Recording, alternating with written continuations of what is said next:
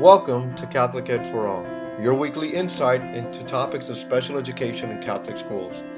My name is Dr. Raul Escarpio, and I invite you to join me each week as we learn how to be more inclusive in Catholic schools and continue to live out St. John Paul II's message of open wide the doors to Christ. Many thanks go out to RCL Benziger, who is generously sponsoring this podcast. RCL Benziger enriches the worldwide Catholic community by providing the most engaging and highest quality resources, programs, and services rooted in the rich and diverse tradition of the Catholic faith. And now, on to our show. On the show today, I am joined by Kristin Melley, Director of Professional Development at the Roach Center for Catholic Education at the Lynch School of Education and Human Development at Boston College. Why, hello, Kristin. Welcome to the show, and thanks for being here. Well, hello. Thank you, Raul, for having me. I'm delighted to be invited to this conversation. Oh, I'm so happy you could be here. Kristin, can you please tell the audience a little bit about yourself? Sure. I have been a teacher and believer of Catholic education for almost 20 years. I come to this podcast today as a practitioner and researcher and developer of professional development in Catholic education. And I'm very pleased to see all of the changes that are really taking root around the country to bring about even stronger schools for really well-deserving children. Fantastic. Do you so apart from Boston College, which is a Catholic college, do you have any background in Catholic schools or just at Boston College? You know, actually, I have a background in Catholic schools. So for some time, I worked at Assumption College in Worcester, Massachusetts, where I was the director of a center on student aspirations. I surveyed Catholic secondary and middle school students around the country, gauging their aspirations and the engagement that they have in the curriculum as a Catholic curriculum. And then I'd share this with the faculty and help them interpret the meaning of the data. And then we'd work together to address the gaps, what the data could be, how the data could be used to bring about better student achievement, better collaboration and relationships between students and teachers. So basically using feedback from students to improve the overall classroom experience and of learning and connection. So I did that for a number of years, and then I, for a time, was the associate superintendent in the Diocese of Worcester, where I oversaw professional development and helped to reform policy in support of Catholic school students and teachers. And in that role, saw the need for professional development for principals and teachers that brought people together to reform their schools. And at that point, I was invited by Dr. Patricia Weitzel O'Neill, who had just been named the executive director of the Roach Center. And she invited me in, and together for the past 8 years, we have been designing professional development programs to bring about sustained change in Catholic schools, and doing that in partnership with all of the incredible resources here at Boston College and with colleagues in dioceses around the country, in partnership with Catholic higher ed. It's been incredibly rich and meaningful, and we're just grateful for the commitment that we see everywhere we go in the Catholic school practitioners really doing the work, standing in and modeling the faith every day with children. Fantastic. So number one, I'm happy to see that Catholic school education runs through your blood. And I just think it's fun every time you say Worcester because it's not really spelled like that. I know I was in the area a few years ago and I got to saying, where's this Worcester place? And people would like laugh at me because of course I'm the tourist if I say something like that. But it's not. It's a great place though. It's a great place. So what does the director for professional development at the Roach Center do all day? What is your job about? I spend a good amount of my time connecting with Catholic school leaders and teachers out in the field, listening and learning from them, inviting them to participate in research And then in learning more about their circumstances, design learning to respond to the needs that they are articulating to us. So that response takes a couple of forms. Over the past few years, we've developed 2 signature programs here in my work as the Director of Professional Development. One is the Emmaus Leadership Series. This is a 20-month extended conversation of collaboration and companionship for Catholic school heads of school and presidents and principals. They come together to form a cohort of 25 or 30 leaders and participate in a few retreats over the 20 months. But more importantly, we're helping them establish distributed leadership teams in their schools as they tackle a number of the challenges that they're confronting. So whether it's a marketing enrollment challenge or equity in tuition and financial aid models, sort of stimulating academic growth, and certainly increasing understandings around being Catholic and facilitating a Catholic education. Those are the different ways we approach learning in the Emmaus series. And the program is supported by a number of faculty here at Boston College. So it's not just the Roach Center, but we're really facilitating a lot of expertise to the cohort. And we are actually recruiting now in our 8th year principals. We've had over 150 principals come through the Emmaus series to date. And it's been deeply rewarding experience. The other, go ahead. No. I was gonna ask you about the Exceptional Learner Credit Program, but I know that's where you're leading. Yeah, well, the other professional development program is the Two-Way Immersion Network for Catholic Schools. This started in 2012 and invites and supports Catholic schools to fully transform to become culturally and linguistically responsive to today's U.S. Catholic youth. We've got schools all over the country who have been engaged in this whole school reform, and children receive their classroom instruction in 2 languages. So we're seeing tremendous growth in that model, and the schools themselves are battling a unique enrollment crisis. They're actually out of space. Most of the schools are expanding, looking for larger places to go because the interest and the success of dual language has been so great. Especially in this country, the dual language. So, Kristin, can you please tell me about the 8-credit Exceptional Learner Certificate Program at Boston College? Sure. This is a wonderful opportunity for Catholic school educators to receive some training and experience in serving exceptional learners in their school. The courses are offered through the Lynch School of Education, and they can be taken, as 8-credit certificates, but they can also be taken and those credits be applied to a master's degree program here at the Lynch School. So there's those 2 different options. The 8 credits are a reflection of 4 different courses. There is a course on the management of behavior of students with special needs. And the second course is teaching and learning strategies for inclusive classrooms. Third is universal design for learning.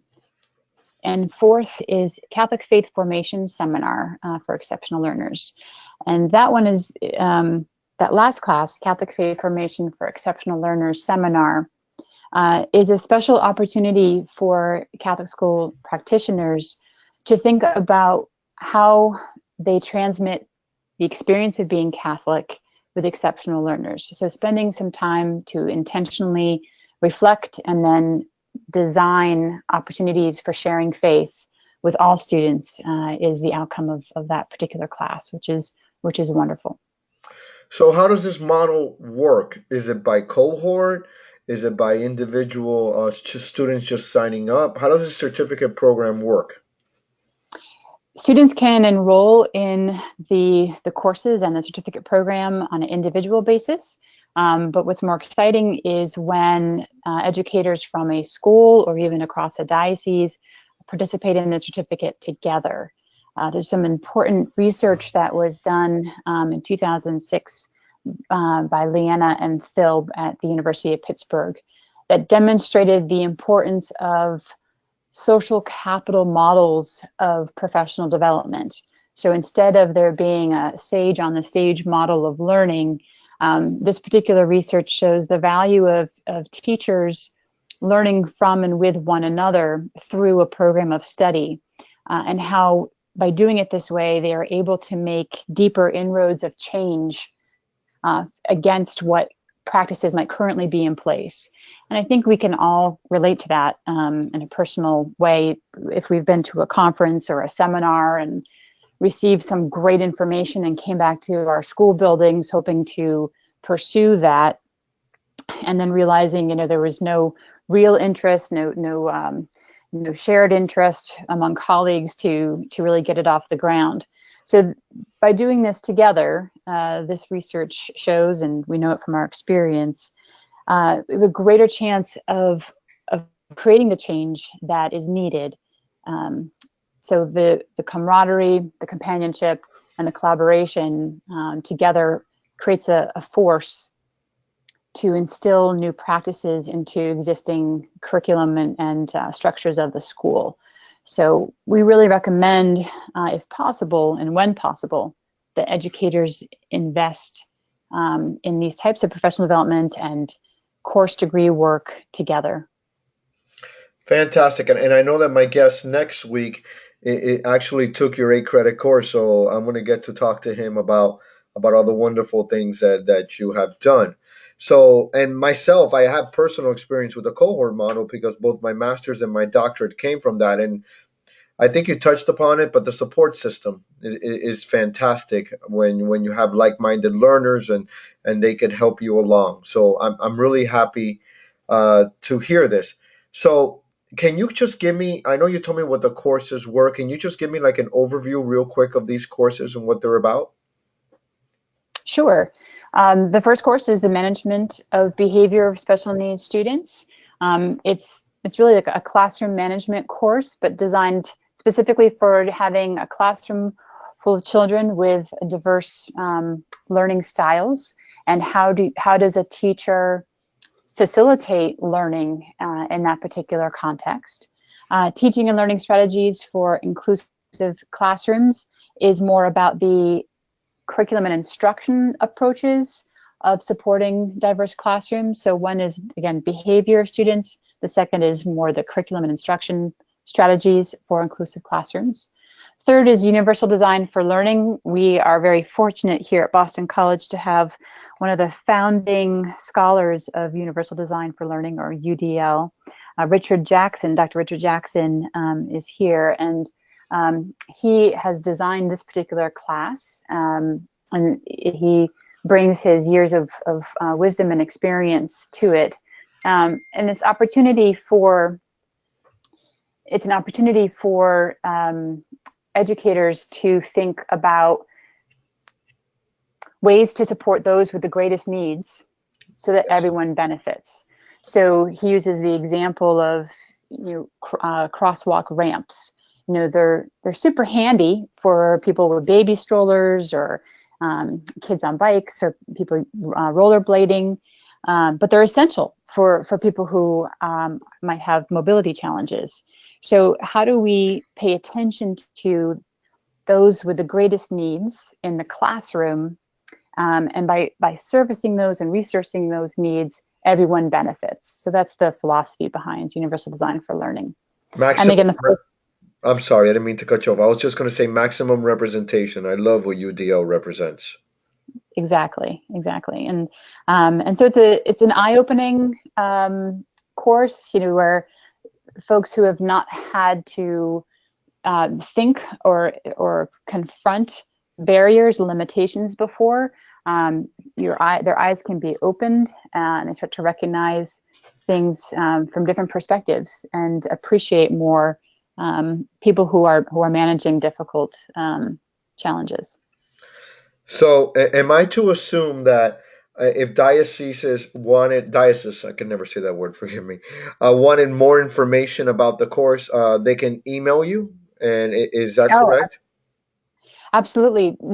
People can find out more about the certificate by visiting the Lynch School of Education and Human Development website, but they can also email me directly, and I'd be happy to explain more about how the certificate works and how they can learn more about registering for the program.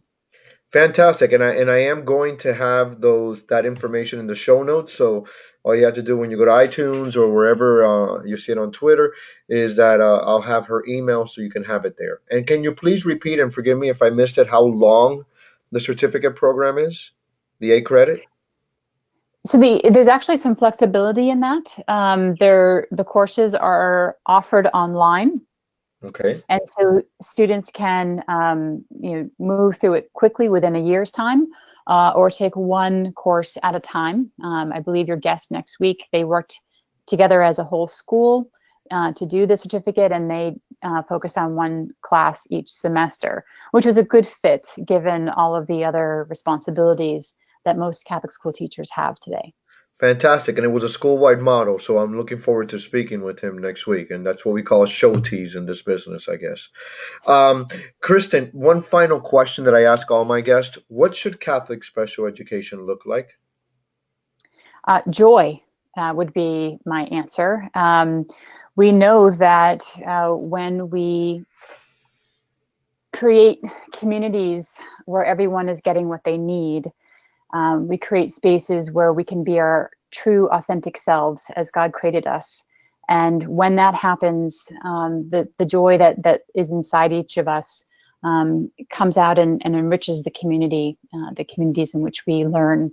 So it's an opportunity to express our true selves and the joy that comes with that. Fantastic. Kristin, I thank you so much for joining me today. I wish you nothing but prayers and blessings as you continue your mission forward to trying to educate all these Catholic school educators and getting them ready to accept all of God's children. Thank you so much, and I hope you have a great day. Well, thank you so much for the opportunity. And I think this is a great ministry that you're providing, and I'm grateful to be part of it. Amen. Well, that's it for this week. If this podcast was a blessing to you, can you please head over to iTunes and subscribe and give us a review or a rating? It really does help other Catholic educators find the podcast and use it as a resource. Thanks again to the amazing people at RCL Benziger for generously sponsoring this podcast. Check out their new resource for Catholic schools, Blessed Are We, Faith in Action, which enables teachers to share the love of Christ with children who have special needs. Visit rclbenziger.com to learn more. Join me again next time as we continue to advance God's kingdom by including all of God's children in Catholic schools and faith formation. Until then, this is Dr. Raul Escarpio. Thanks for listening, and may God bless your day.